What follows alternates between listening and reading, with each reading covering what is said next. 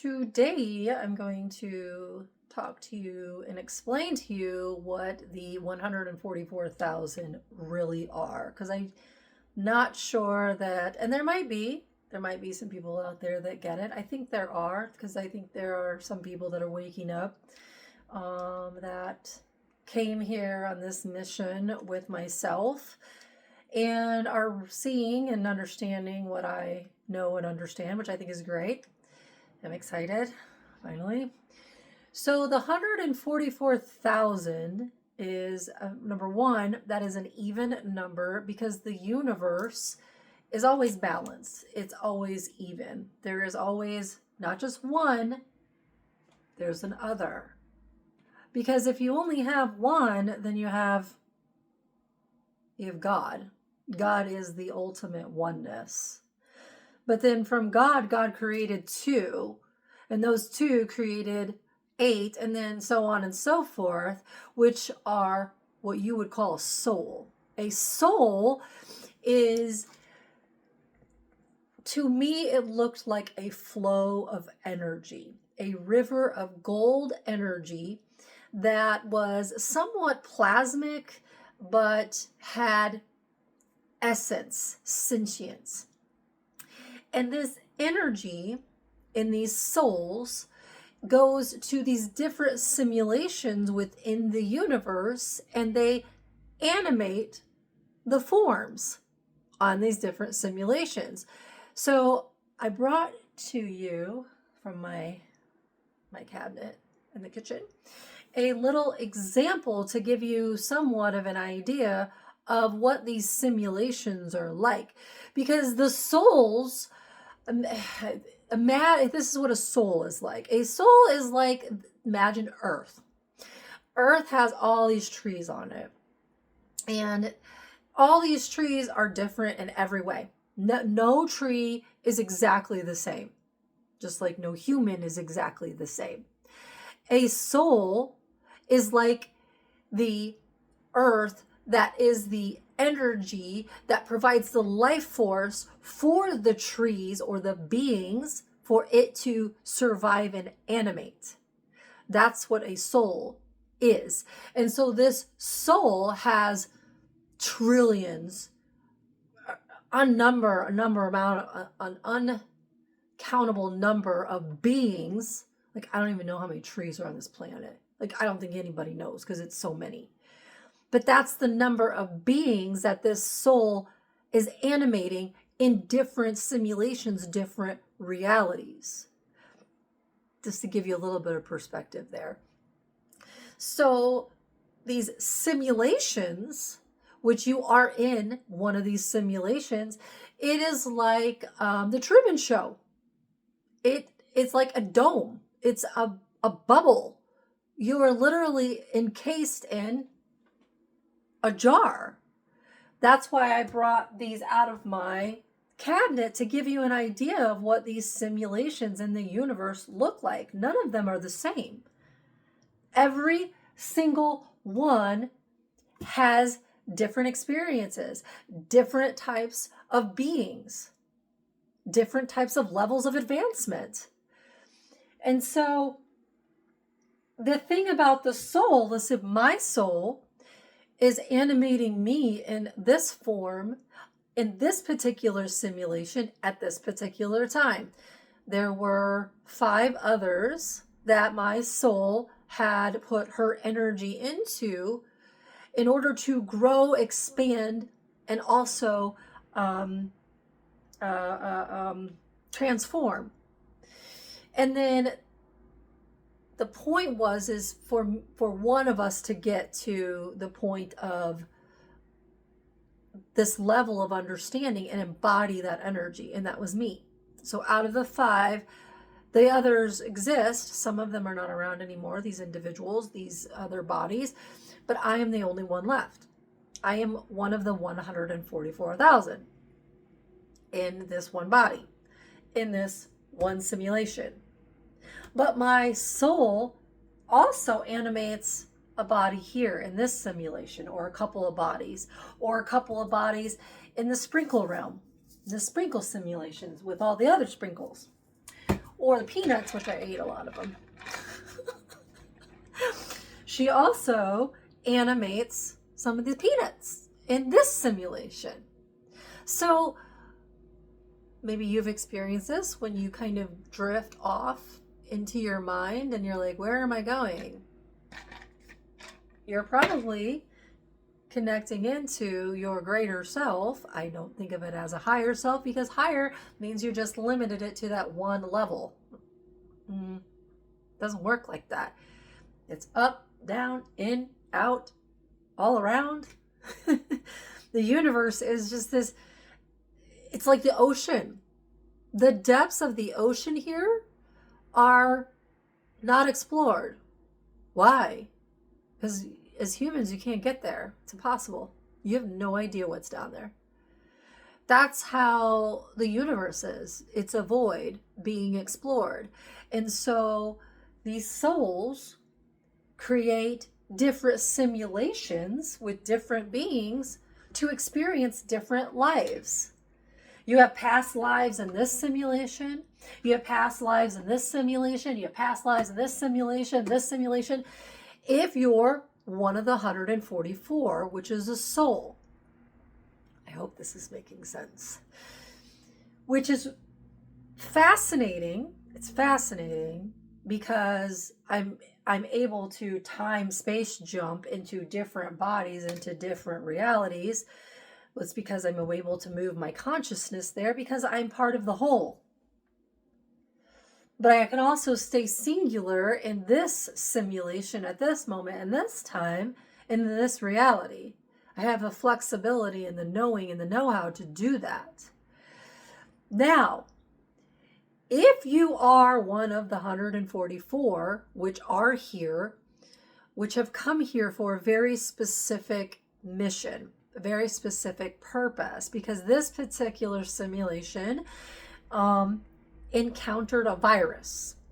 That virus started, I want to say, around the time of Adam and Eve. In the story that you were fed, that you were programmed and conditioned to believe, was that it was a serpent that came from nowhere. Think about it. You're in heaven, everything's great, everything's working out, everything is perfect, and all of a sudden, out of nowhere, just the serpent just drops out of God knows where, and then all of a sudden you're corrupted. And then God kicks you out of heaven. No. Nope, that's not what happened. But here is what happened. What happened is that two entities, two of the 144, came into this reality and started to create life. And life was perfect. Life was easy. Life was in the flow. It was natural law. It was natural order. It was the understanding that everything works together as a simultaneous, fluid, symbiotic system. The people worked with nature. They worked with the animals. They worked with their children. They worked with themselves and the mother and the father. And the children were all healthy and happy. But then all of a sudden, a virus was entered into the system. What happened? Well, an alien race from another dimension, from another simulation, wanted very specific crystals from this particular planet because they were highly, highly, highly valuable within the universe for their needs. So this virus, which is also a seed of doubt or a questioning or a, what's the word? It's a rotting. It was a rotting of the remembering and knowing of God. Self-doubt. So these aliens, these entities, kind of like what the devil does, or a devil energy, they will attack you, they will berate you, belittle you, put you down, bully you, call you stupid. They do anything and everything to attack your I am, attack who you are as a person. Why? Because if you knew the truth about who you were as a God being, then you wouldn't put up with that. And you most certainly wouldn't be limited and stuck into their lack mentality. But that's what happened. They put this virus into the ears of those two that started this. And then they started questioning everyone and everything. And then the virus spread. And then you have what you have today. And this entire simulation, I don't know if this is the simulation, but was overran by this alien race, which is controlling it now, which is what you call a demiurge or demigod or fake god, pretends to be God, and it keeps you trapped in this system. You are literally a bug in a jar. Any being that was created within this system is stuck in it. You reincarnate within the system. That's the difference between the 144, the soul level energies that came here. They came from outside of the system into the simulation. They are not trapped in here. Yes, they've lived other lives in here, but the tactics that these narcissistic, egoic, evil energies use don't work. Why? Because we're from the universe, not a simulation that mirrored the universe where one entity is playing God. There's a huge difference. And our mission here, which is why we brought everyone into this particular simulation, is to change this. Because no one should play God over anyone or anything else. It's against universal law. And the thing about an individual who plays God, who plays that role, and they exert dominance and power and negativity onto somebody else, is they themselves can't handle it because they are a hollow shell and they must feed off of other energies in order to survive. That is the 144,000 that are here. Some people call them the chosen. You know, people get so, and this is definitely an ego thing, is, you know, why are we not all chosen? Aren't we all one of God? Well, yes, you are part of the whole, but there are certain individuals who have a higher ranking, more wisdom, more knowledge, that have been around longer and more simulations and remember more than one little grain of salt does. There is a difference. It's just like your system here. There's surgeons out there that perform brain surgery because they have the wisdom and the knowledge and the education. Not everyone off the street does brain surgery, and that's for a reason. Now, could you go and educate yourself? Absolutely. And I'm not saying that these grains of salt are not going to advance, because that is the goal. The goal is to break free from this bug in a jar, being reincarnated into the same cycle over and over and over and over, being a slave. And to understand your divinity and your power so that you too can go into other simulations and be a part of other lives that you are connected to through your soul, through the soul.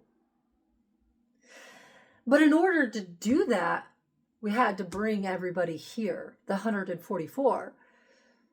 Because this mission is impossible. If you look at it statistically right now. There's 6.5 billion people on this planet, and 144,000. That's it.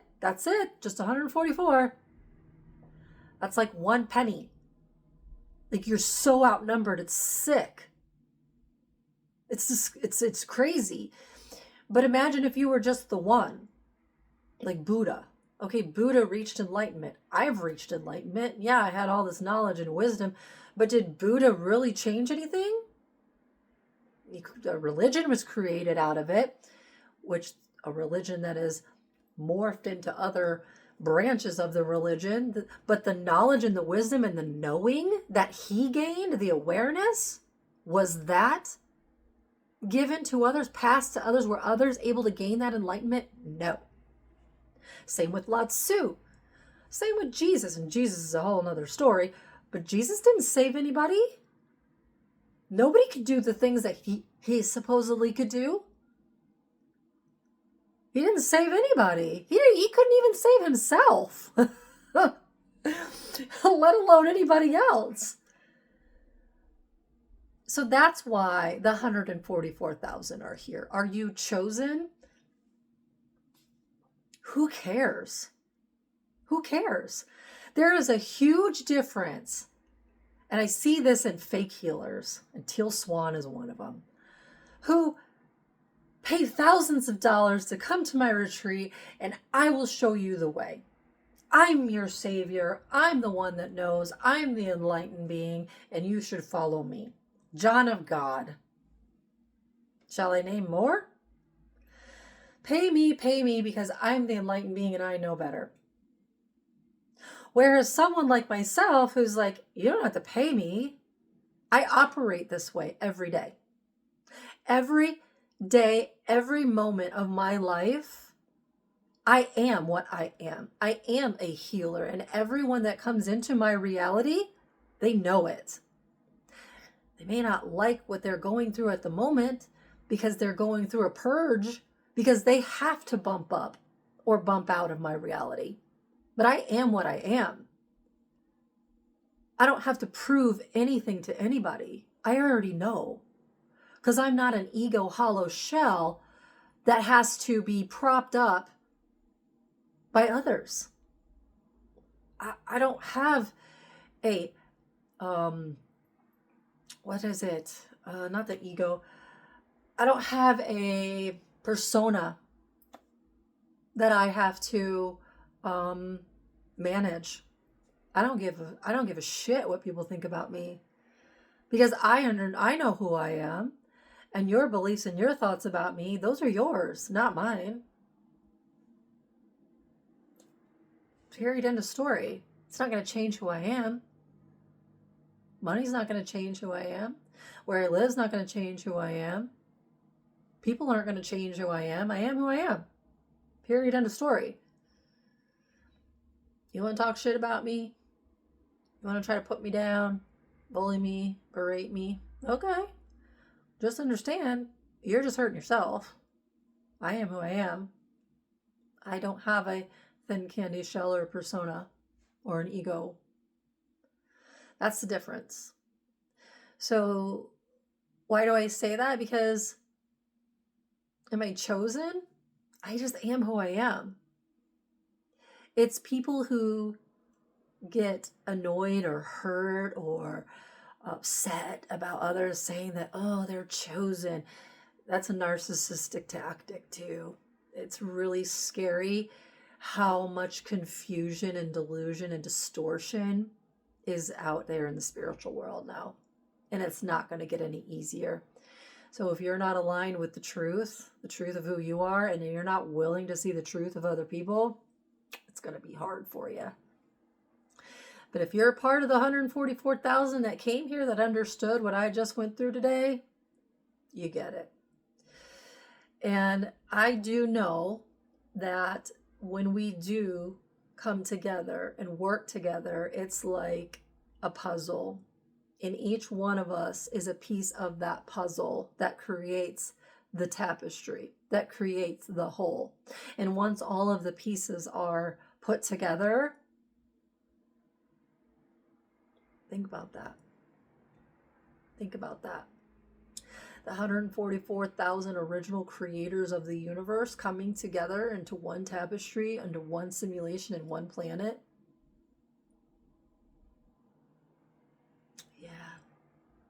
a dream come true for me. All right. Have a great day.